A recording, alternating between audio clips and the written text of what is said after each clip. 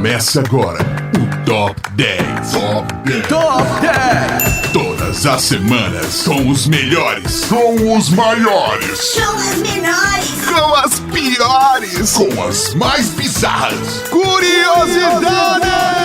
Curiosidades com Tato Tarkan e Professor Mauri. Então segura a cadeira, porque vai começar. Vai começar. Vai começar.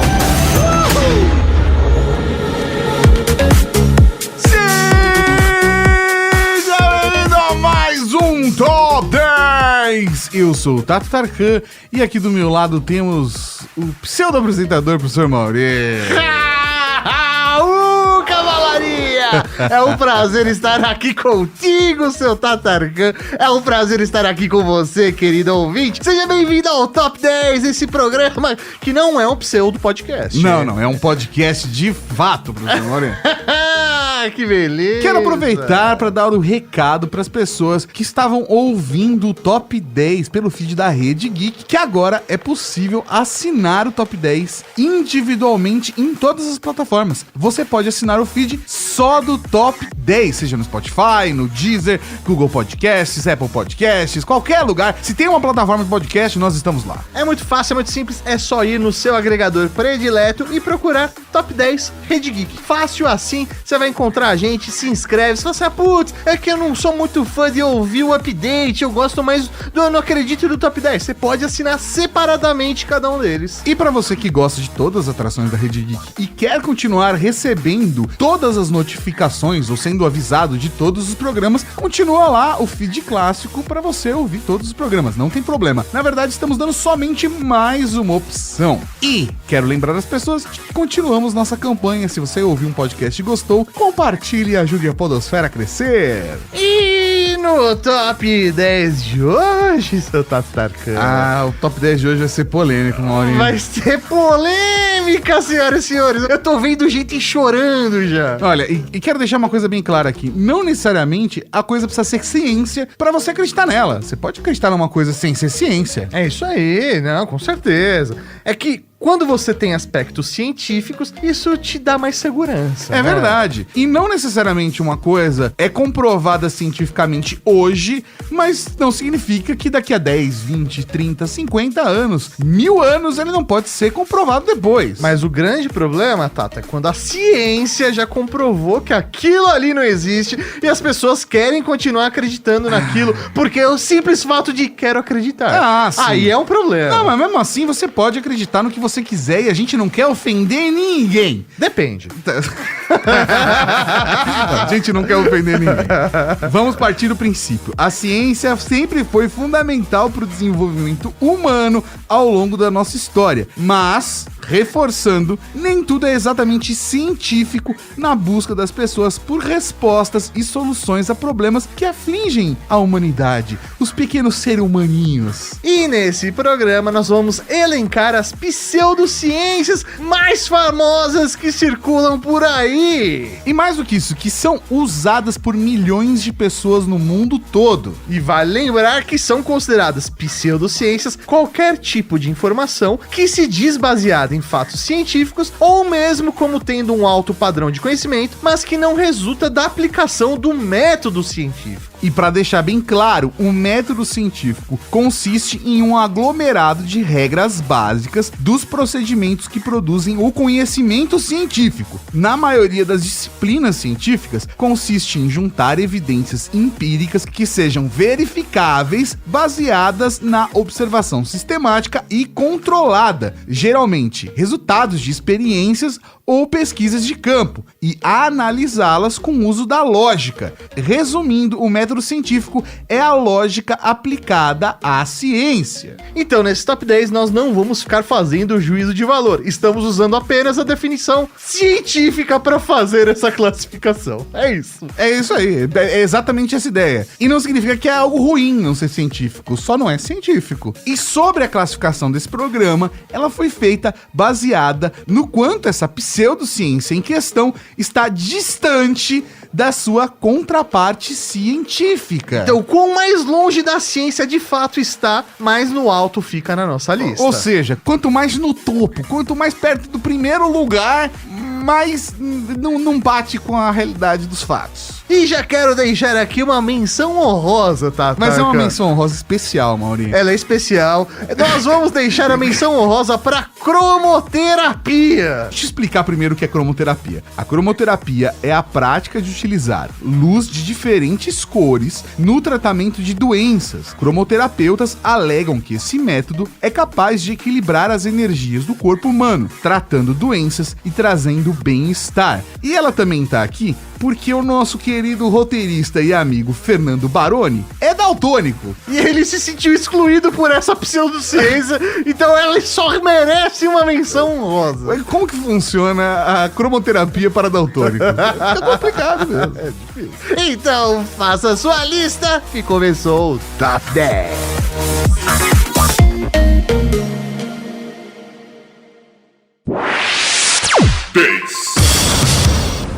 Abrindo o Top 10, surpreendendo todo mundo, senhoras e senhores, a psicanálise. E já quero começar dizendo que psicanálise é uma coisa, psicologia é outra, tá? E a gente já começa realmente pondo fogo no parquinho. Isso né? é botar fogo no parquinho. Porque a galera fala, como assim? Eu faço a psicanálise e sei lá o quê e tal. Fica tranquilo, fica calmo. Ele tá na 10ª colocação, ele tá bem pertinho ali da tá ciência. próximo de evidência científica. E talvez seja, assim, a psicanálise, a pseudociência que mais passa como ciência oficial, entre aspas, pra grande maioria das pessoas. Acontece que, pelo fato do trabalho psicanalítico ser feito completamente baseado no subjetivismo do paciente durante as sessões, não há aplicação de nenhum método científico moderno, colocando ele numa categoria de pseudociência. E isso deve-se muito à própria base da psicanálise, da estrutura do Freud de enxergar aquela função trabalhando com o inconsciente, que é muito subjetivo. Não é palpável. É. E é até difícil a gente fazer um paralelo, assim, de trazer algo científico próximo da psicanálise que seja ciência, né? Eu acho que o mais perto que dá pra chegar é a neurologia, né? Que tem uma abordagem completamente física e pragmática, que olha pros neurônios e não necessariamente pro que você faz com ele dentro da sua cuca. E pode até parecer que os cientistas estão pegando no pé dos psicanalistas e tudo mais, se considerarmos que os humanos são seres muito complexos que vão muito além das suas funções fisiológicas. E eu particularmente, agora eu tô falando de uma crença pessoal minha, Não é baseado na ciência. não é baseado na ciência, acredito que não só a psicanálise, mas também a psicologia vai ganhar cada vez mais espaço como ciência. Mas isso tudo é uma questão de desenvolvimento. Aí você quer entender como isso funciona, vai ouvir o Naruhodô, que eles falam muito sobre essa parada. Mas a função da psicanálise, em teoria, não pode ser enxergada como ciência, porque é muito subjetiva. E é isso. 9. Na 9ª colocação, Vamos com quiropraxia. Eu quase fiz um curso de quiropraxia, De sabia? piromania? Isso, quase a mesma coisa. Ó, pra você que não conhece a palavra, né, quiropraxia é usada para o diagnóstico e tratamento de condições do sistema músculo-esquelético, focando na coluna vertebral. A ideia é manipular o funcionamento do corpo inteiro por meio de terapias manuais que afetariam o sistema nervoso do paciente. E a técnica da quiropraxia, ela é relativamente recente, né? Dentro da humanidade. Ela foi criada em 1890 por Daniel David Palmer, que alegou ter recebido as informações sobre o tratamento de outro mundo. E aí, isso não ajuda muito. A prática foi desenvolvida pelo seu filho, Bartlett Joshua Palmer, no início do século XX, e os seus fundamentos contradizem os fundamentos da própria medicina e tem por base conceitos pseudocientíficos como, por exemplo, a subluxação vertebral e a inteligência inteligência inata. É bem difícil. Mas, assim, o que me chamou a atenção na quiropraxia é o fato de você estalar os ossos e você sair, o bagulho funciona. Que de fato traz prazer, né? Eu quero dar uma relaxada. Passou a dor. Passou a dor, tudo encaixou, entrou no lugar. E eu conheço várias pessoas que falam que é coisa miraculosa mesmo. Mas a gente já tem uma ciência que trata as questões dos ossos, músculos e seus funcionamentos. Né? Sim, no caso é a fisioterapia. E claro que sua postura, situação da coluna, até mesmo de algum outro membro, pode afetar profundamente sua saúde. Mas a proposta da ciência é trabalhar com isso de acordo com seus sintomas, ao invés de atribuir propriedades mais esotéricas à vértebra L2. No meu caso, a L4 e L5 são as complicadas. Viu? Então, assim, de verdade, pode ser miraculoso, de fato, pode funcionar. Mas hoje em dia a ciência diz que não. Ciência não é. Não provou. 8. Na oitava colocação, radiestesia. Peraí, radiestesia? Radiestesia. O que é radiestesia, Maurinho? Radiestesia é uma pseudociência que estuda a sensibilidade a determinadas radiações como energias emitidas por seres vivos e elementos da natureza. E as aplicações, por exemplo, são feitas por pessoas que podem determinar o local exato de onde há poços de água subterrâneo. Sabe aquela cena da pessoa segurando uma vareta, Sim. uma bifurcação, uma vareta de madeira, Sim. ou segurando aqueles dois L's de metal e eles ficam mexendo, Sim. sabe? Então, isso tudo é radiestesia. Tipo a pessoa que consegue encontrar outra pessoa perdida usando um pêndulo e um mapa. É isso aí, tá com pêndulo, seguindo. Desenho animado usava muito disso, sabe? De procurar a pessoa com pêndulo. Então, isso é radiestesia. E os defensores da técnica alegam possuir a capacidade de captar essas radiações e energias emitidas por praticamente qualquer coisa, conseguindo até ditar qual seria a melhor dieta para um determinado organismo. Olha! Em paralelo com o mundo real, não, brincadeira à parte, né? Existe sim, né? O uso de radiação e tal é base para várias ciências, né? A ciência utiliza a radiação como métodos de medir coisas e tudo até mais. estudar a condição humana ou até mesmo alguma doença. Inclusive, nós temos aí a queridíssima, a grandiosa Marie Curie, né? Que foi a pioneira a utilizar essas técnicas da radiologia. Mas a gente também tem diversos avanços que aproveitam a interação de emissões com o organismo humano, como a radioterapia e os dispositivos de ressonância magnética, por exemplo, que eu usei recentemente para ver minha coluna, principalmente a vértebra L4 e L5, que eu falei. Mas atribuir emissões de energia a qualquer local ou objeto e usar isso para encontrar algo ou alguém específico passa bem longe da ciência propriamente dita. 7. Na sétima colocação, temos a magnetoterapia. E o papa dessa religião é O Magneto. Magneto. Não.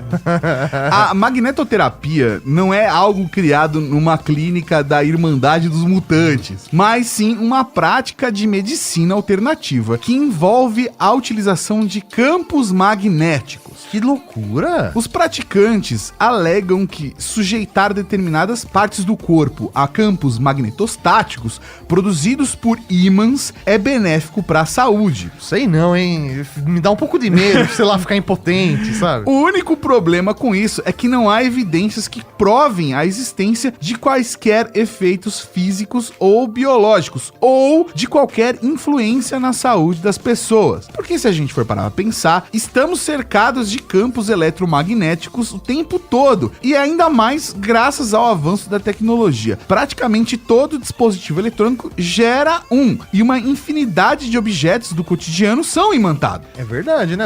Só de caixinha de som, fone de ouvido. As pessoas não param pra pensar que tem um ímã na caixa de som. É verdade. E era de se esperar que se ímãs ou eletroímãs com cargas tão pequenas pudessem influenciar nossos corpos tão facilmente, já teríamos virado geleia. terapia. Ou curado tudo, né? É, exatamente. Agora, o magnetismo, estudo científico dos campos magnéticos e das suas aplicações práticas, existe formalmente desde 6 séculos antes de Cristo. Eita. E ele nos presenteou com vários saltos tecnológicos importantíssimos, como o dispositivo de ressonância magnética, que eu mencionei no item anterior, e com toda essa bagagem, certamente a gente já teria descoberto se colocar um ímã na têmpora vai curar a sua unha encravada, uma dor de cabeça. E assim, é óbvio que existem outras leituras da aplicação de magnetismo, tem aplicação de um ser humano projetando ondas magnéticas no corpo de outro ser humano. Tudo isso é muito legal como terapia, mas não existe nenhuma comprovação científica. É, isso aí. Vamos utilizar o magnetismo como já está sendo utilizado, como a ciência conseguiu provar, né? Ou vamos nos educar melhor para quem sabe um dia comprovar de fato essas teorias. Se realmente é viável, se realmente é existente, que façamos estudos científicos utilizando o método científico para comprovar.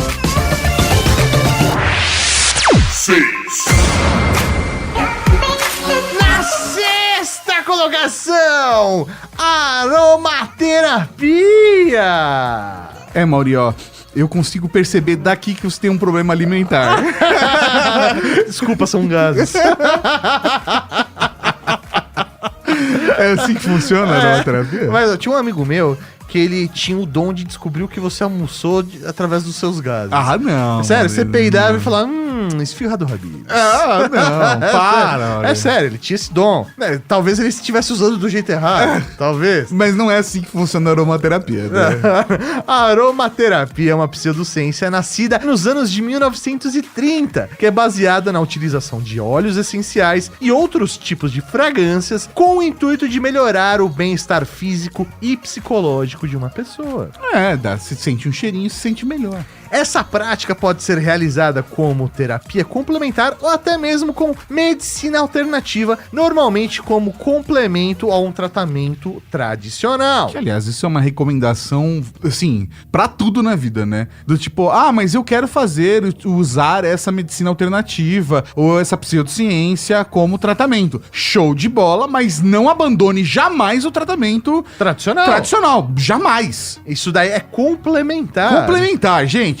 Espero que funcione, mas vamos basear também no tradicional, né? Tem muita gente que usa incenso também, né? Mas eu não sei se tá dentro do mesmo balaio. Não sei, né? Porque cheira. Mas vamos lá, né? Não manjo muito. Mas se você tá aí do outro lado falando, mas a minha tia tataravó, ela usa os óleos essenciais de laranja e ela, não tem joanete. Funciona. A questão é que a aromaterapia não tem nenhuma base científica, não tem nenhum estudo, não tem relatos reais da sua eficiência de forma científica. Eles não foram testados justamente, até porque muitas das pessoas utilizam essas terapias em conjunto com terapias que são comprovadamente eficazes, né? Com base científica. Então, fica muito complicado fazer esse teste, esse paralelo. Acho que o mais próximo da ciência que uma aromaterapia chega é com Vic Vaporub, né? Lembra a propaganda dos anos 90? A criança cheirando Vic Vaporub e abria todo o pulmão dela. É cânfora. É o poder da cânfora. Quem sabe a gente não faz um top 10 com farmacologista pra explicar pra gente essas coisas. 5. Na quinta colocação, vamos para a pseudo-arqueologia. Nunca ouvi falar disso. Cara, praticamente todo mundo que assistiu Indiana Jones quando era criança ficou encantado com a arqueologia. Eu queria ser o Indiana Jones. Que é uma ciência que, utilizando processos como coleta e escavação, estuda os costumes e culturas dos povos antigos através de todo o material que restou da vida deles, como fósseis, artefatos, monumentos, por aí vai. Da hora, velho. O que praticamente todo mundo não pensou foi na pseudo-arqueologia, que que não seguem um método científico para interpretar as relíquias, materiais e sítios arqueológicos, frequentemente usando em suas hipóteses lugares e objetos que não são considerados genuínos pela arqueologia tradicional. Acho que eu já vi isso em algum lugar. Não contente, ela também se mistura com outras pseudociências ao aceitar como evidências relatos sobrenaturais, além de alguns pseudo-arqueólogos alegando receber orientações do além ou de alienígenas para encontrar esses artefatos. Meu Deus, é aquela coisa. Essa pedra tem o formato de um disco voador. Logo, então, existem alienígenas. Alienígenas do passado faz muito disso. É muito complicado isso. E apesar de eu amar o conteúdo do History Channel, eu acho mais divertido do que de fato científico, né, gente? É um bom entretenimento. É um bom entretenimento, desde que você entenda como entretenimento e não como ciência. Mas que alienígenas fizeram as pirâmides, fizeram. 4. Na quarta colocação, a homeopatia. Calma, não priemos cânico. E esse provavelmente vai ser o item que vai dar treta. Mas a homeopatia é uma pseudociência iniciada pelo alemão Samuel Hahnemann em 1796. A teoria se firma no princípio da similia similibus curantur, que no latim seria semelhante pelo semelhante se cura. Ou seja, o suposto tratamento se dá a partir da diluição e dinamização da mesma substância que produz os sintomas no indivíduo saudável. O processo homeopático consiste em fornecer ao paciente sintomático doses extremamente diluídas de compostos que causam aqueles sintomas. A ideia é que, potencializados por meio da técnica de diluição, dinamização e sucção, que liberariam energia vital, restaurando o equilíbrio do organismo ao obrigá-lo a lidar com problemas aos poucos. É um tratamento homeopático, né, cara? Mas acontece que as substâncias são tão diluídas que é meio como jogar um balde de veneno no Oceano Atlântico e esperar que os peixes fiquem imunes. Todos os peixes, de todo o oceano. Porque, de fato, às vezes, pensando em como essa diluição é feita e os cálculos são feitos, eles esperam que por conta da dinamização da água, né, ou do elemento que você está utilizando como base, que o líquido tem um efeito que eles chamam de efeito memória. Vai guardar um certo... resquício. Tipo resquício do elemento base principal. Então, é como se... sei lá, se estivesse preparando o corpo pra lidar com aquilo. Mas através do efeito memória, ou seja, seria, sei lá, uma molécula de veneno pra todo o Oceano Atlântico. Cientificamente, você tá tomando água. Nossa, mano, é complicado. Mas, para nossa sorte, temos a alopatia, que é a ciência dos remédios que você encontra nas farmácias, curando justamente pelo oposto, ou seja, combinando substâncias que atacam a causa do sintoma em vez de deixar o seu corpo fazer todo o trabalho sozinho. E deixando bem claro aqui, eu não tô falando que homeopatia não funciona. Se funciona pra você, show de bola. Mas até hoje, pelo que a ciência sabe, não cura pelo que a homeopatia diz que cura, mas por um outro processo científico. E aquilo que a gente disse, faça uso, só não abandone o método tradicional. Por favor. 3. Na terceira colocação, vamos com a numerologia. Eu não saio de casa sem fazer a minha numerologia. Ai. Agora não tem mais acompanhamento de métodos tradicionais, não.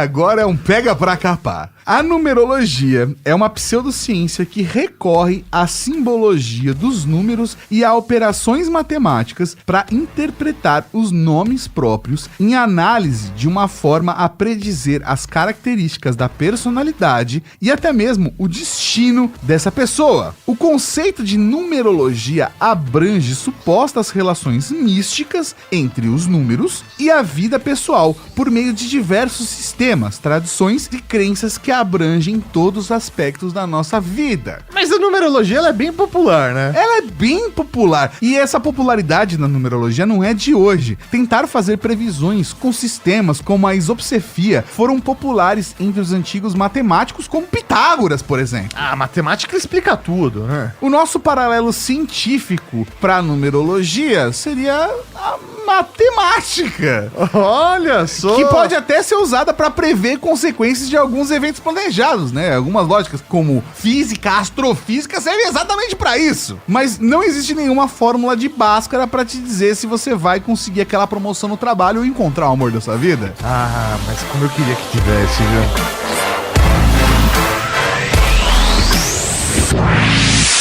2. Na segunda colocação, senhoras e senhores, astrologia. Ah, professor Mauri, eu sou de touro, então eu não acredito em astrologia. Moleque! E é justamente isso, né? A astrologia é aquela pseudociência que utiliza os corpos celestes no espaço para poder prever ou prover informações sobre personalidade, as relações humanas e outros assuntos relacionados à vida do ser humaninho. Então, de acordo com a posição dos corpos celestes no espaço, isso gera uma certa influência na vida das pessoas, e isso ainda tem uma alteração de acordo com o mesmo posicionamento dos astros no momento exato, no dia, local e ano que você nasceu. É isso aí. Então, no instante que você nasceu, estavam os astros de um jeito, então se o astro tá de um outro jeito, isso impacta em você do jeito A ou jeito B. É isso aí. Aí você soma, divide por 2 e você tem a numerologia. Não, eu tô brincando. E eu acho muito doido isso, porque a forma mais popular de astrologia é a previsão de horóscopo, né? Com pessoas como Susan Miller, a Mayna Mello, Marcos Pesatori, se destacando nas páginas de sites e jornais, mas ela também é utilizada como uma ferramenta de compreensão das personalidades humanas. Eu conheço gente que não sai de casa se não viu o seu horóscopo do dia, viu? Olha, mas hoje em dia, com a pandemia, a minha recomendação é que enquanto a pandemia não acabar, mesmo com o horóscopo, não saia de casa. E pra vocês terem uma ideia, né? A teoria da sincronicidade de Jung, por exemplo, foi feita com base em estudos relacionados à astrologia e, portanto, é comumente refutada por parte da sociedade por não ter embasamento científico real. Isso faz lembrar até da psicanálise lá atrás, né? Como a gente diz. Toda a base. E a astrologia não tá na nossa vida, assim, agora. Não um movimento atual. É isso aí, os registros mais antigos sugerem que a astrologia surgiu no 3º milênio antes de Cristo. Sim, teve um papel muito importante na formação das culturas de sociedade humanos ancestrais. E até a Idade Moderna, a astrologia e a astronomia, que seria o paralelo com um embasamento científico, eram praticamente indistinguíveis, normalmente tidas como uma coisa só. Eu digo quase que até hoje. Hoje eu faço só de sacanagem, eu converto os dois. Mas a astronomia começou a divergir gradualmente da astrologia desde o tempo de Cláudio Ptolomeu, quando a ciência se tornou sofisticada o suficiente para começar a compreender as interações dos corpos celestes de forma objetiva. E essa separação culminou no século XVIII, quando a astrologia foi removida dos currículos de universidades e só voltou a ser aula em Hogwarts, com a professora Trelawney com os livros de Harry Potter. É verdade, professor. É verdade.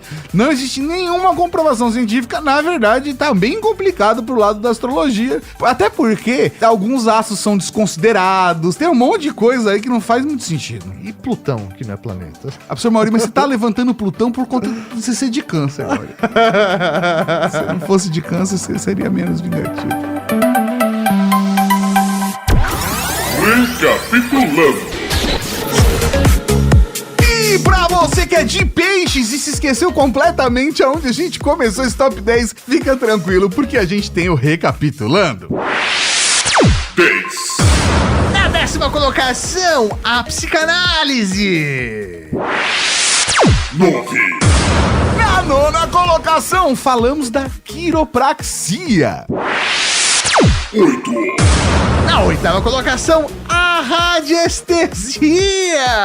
Tentando resolver as coisas com ondas de rádio. 7. Na 7ª colocação, a magnetoterapia. Tentando resolver as coisas com radiação. 6. Na 6ª colocação, aromaterapia.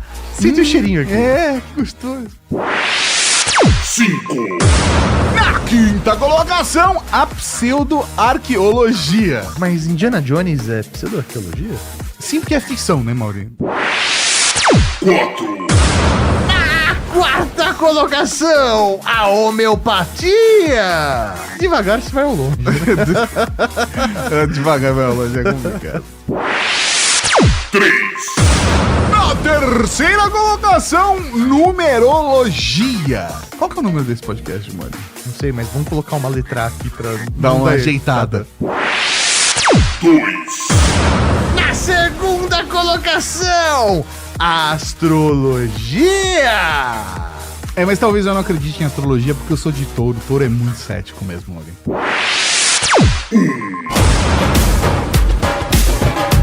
E na primeira colocação, vamos falar do terraplanismo. Nossa senhora, mano. Nem imaginei que isso podia aparecer aqui.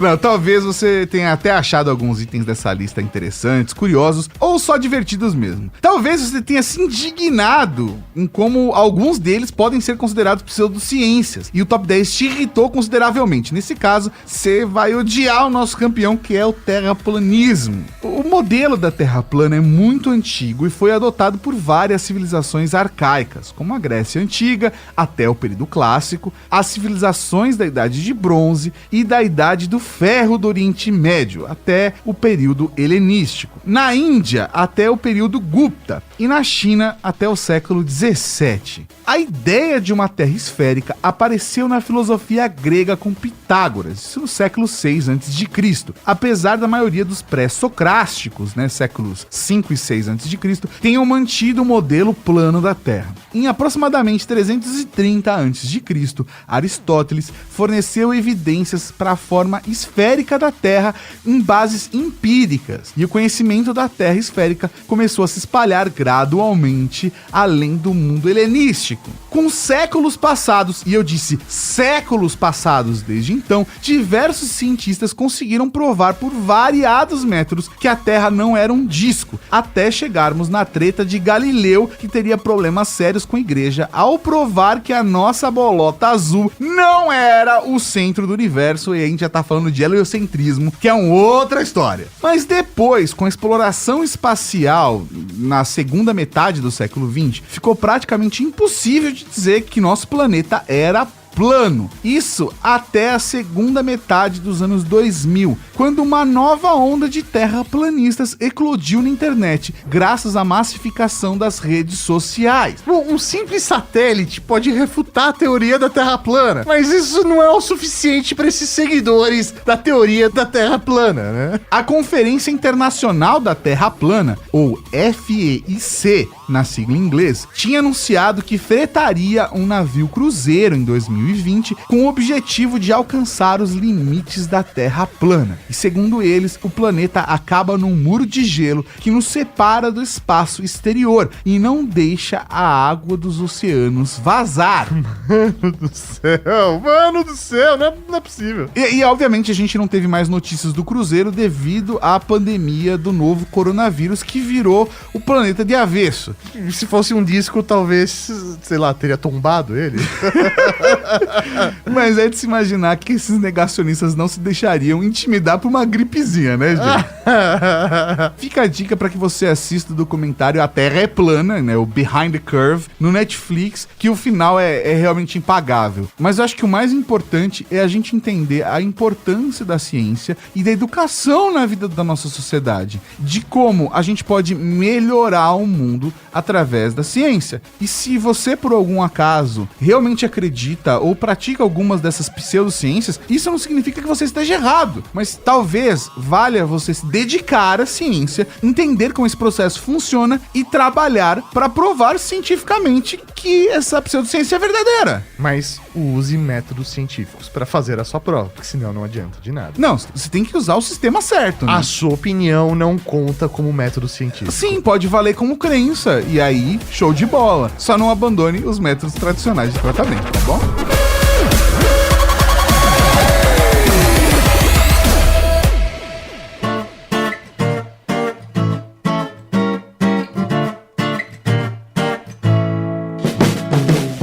Você Você gostou desse podcast? Compartilhe e ajude a Podosfera a crescer. Contribua também enviando sua sugestão de pauta ou comentário em áudio pelo WhatsApp 11 98765 6950. Não se esqueça de dizer seu nome e de onde está falando. Seu feedback poderá aparecer no nosso programa de sábado, o Serviço de Atendimento à Cavalaria. Esse episódio foi realizado graças ao apoio de outros ouvintes, como você. Para saber como apoiar nosso trabalho também, acesse redegeek.com.br/apoie. Direção e apresentação, Tato Tarkan e Professor Mauri. Produção, Laura Canteiras. Pauta e pesquisa, Fernando Baroni. Arte, Tato Tarkan. E a edição divina de São Eduardo. Conheça todos os nossos podcasts em redegeek.com.br.